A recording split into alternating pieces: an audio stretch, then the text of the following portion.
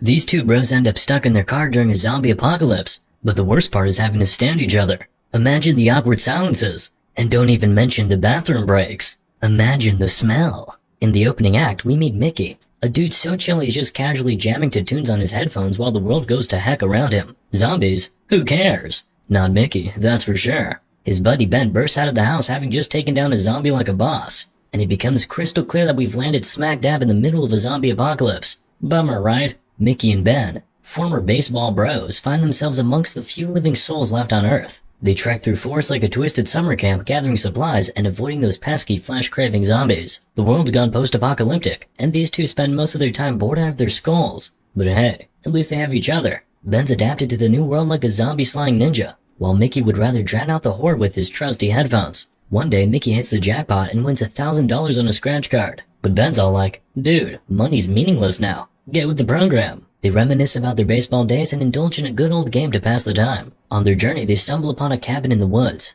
which isn't at all creepy or anything. Ben bravely checks it out, gun in hand, while Mickey stays outside, shaking in his boots. Ben gives the cabin the all clear, then suggests they fish for dinner, but Mickey's sick of their sushi on repeat diet, so he whips out some canned goods. Turns out Ben's been secretly offing zombies outside the cabin, but Mickey's not cool with it since he thought the woods were a zombie-free zone. Ben's like, chill man, I said there were fewer zombies here, not zero zombies. The dynamic duo continues their journey, and bam, they find an abandoned car. Zombie lady pops out of the driver's seat, but Ben's got it covered and takes her out. The car has gas, so their survival story gets an upgrade. Road trip time. Mickey gets the bright idea to hit up his ex-girlfriend's house for supplies. While there, he gets all nostalgic, sniffing her clothes and wiping her perfume like a lovesick puppy. Ben, the practical one, snags useful stuff like walkie-talkies. He suggests grabbing blankets and pillows for their sweet new ride, but Mickey's had enough of the nomad life and wants to crash at his ex's place for a little while. Ben's not about that life though. He reminds Mickey of the early days of the apocalypse when they were holed up in Mickey's house,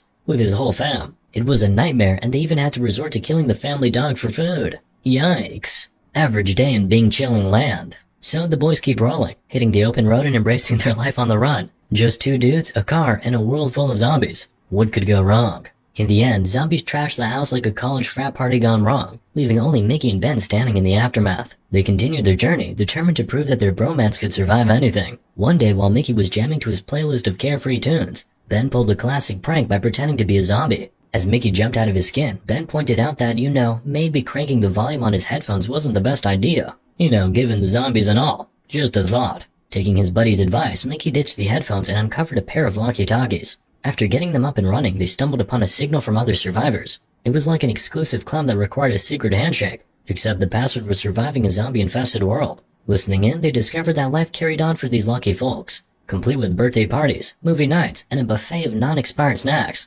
Mickey couldn't resist butting in, asking if they could crash the party. Unfortunately, the voice on the other end was as friendly as a hangry zombie, telling them there was no room at the inn and ordering Annie, another survivor, to ghost Mickey and Ben. Despite being shot down, Mickey became obsessed with reaching out to Annie, while Ben rolled his eyes at his buddy's hopeless romanticism. Ben, ever the practical one, advised Mickey to follow his lead if he wanted to keep his limbs intact. Later, the duo stumbled upon an eerily empty campground. Mickey, investigating a building, found a group of zombies having a not-so-lively party in one of the halls. Ben had to step up and save the day, dealing with the zombies like a pro. Meanwhile, Ben tried to convince Mickey that zombie slaying was a useful skill in the world, but Mickey didn't see the point. Eventually, Ben took care of the undead crowd himself. In the next scene, Ben went for a swim, leaving Mickey snoozing in the car. Mickey's nap was rudely interrupted by a zombie girl attempting to break into the car like a sleep-deprived student, trying to open a locked library. Mickey panicked, calling for Ben, but ultimately realized he was on his own. After some observation, Mickey concluded the zombie girl was more into window shopping than actually breaking in. Having been without any companionship for months,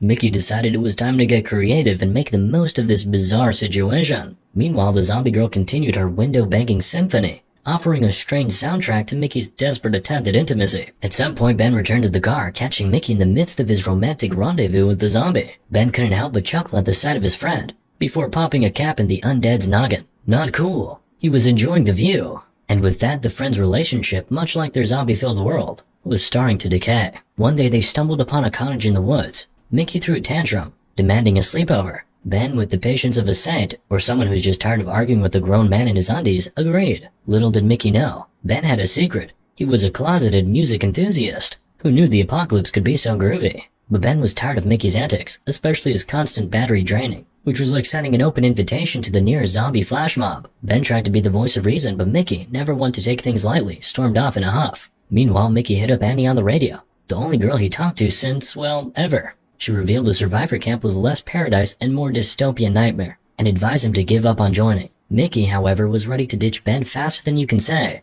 Toxic friendship. But Annie wasn't having it. Ben, now in party mode, cranked up the tunes, drank like a fish, and danced with his trusty gun like it was prom night all over again. Then, in the ultimate trust exercise gone wrong, Ben kidnapped a zombie and locked it in a room with a snoozing Mickey and a baseball bat. Ben's ears were met with the symphony of Mickey's terrified screams and bat-on zombie action. Finally, the door creaked open, revealing a blood-soaked Mickey, gasping for breath and ready for payback.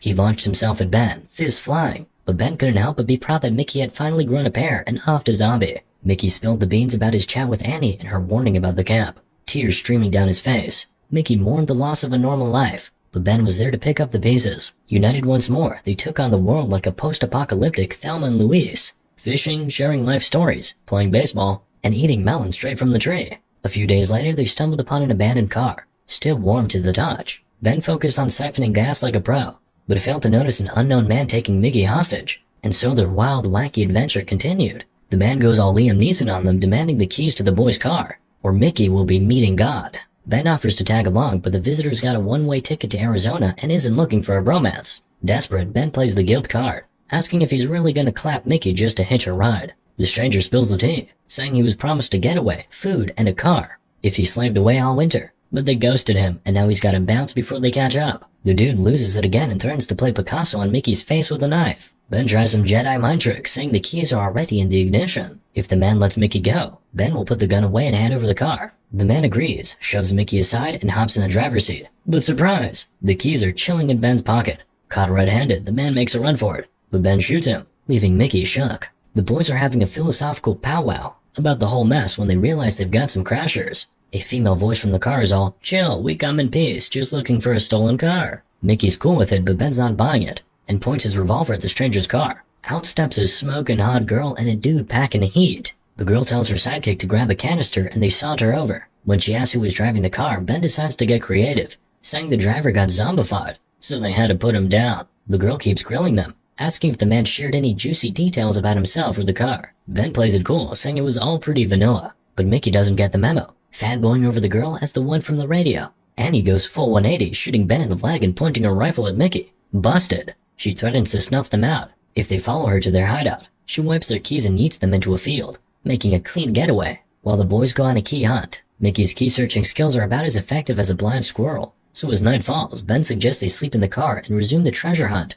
In the morning, Mickey wakes up in the middle of the night to some spooky noises. They hit the headlights, only to see a zompocalypse bearing down on them. Ben's leg is out of commission, so the two are stuck in the car. The next morning, their undead fan club has surrounded the car, groaning and rocking it like they're at a death metal concert.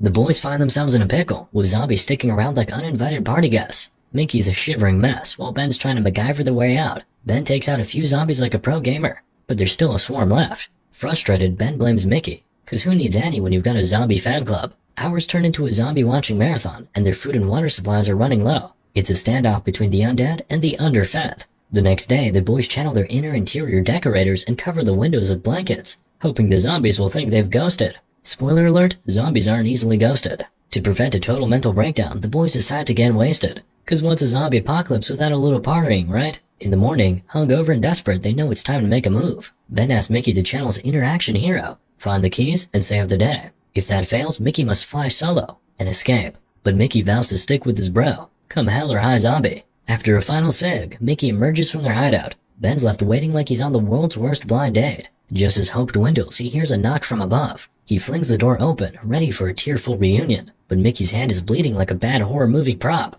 Oh wait, and you guessed it, he's been bitten. Mickey begs for help, but Ben knows the drill. One gunshot later, and it's a tear-soaked farewell. Grieving, Ben goes full-on fetus mode for a few days. Eventually, he tries to radio Annie. He shares their epic escape plan from Mickey's parents' house, which involves zombies, distractions, and mad dashes. Ben plans to pull the same move and then find Annie for a not-so-friendly headshot. To kick off his plan, Ben cranks up Mickey's tunes and unveils the car windows, like a zombie rave. He leaps out and makes a run for it. In the final scenes, we see Ben limping down the road, leading a zombie conga line. Now he's got one goal, to avenge Mickey's death and make the zombies pay.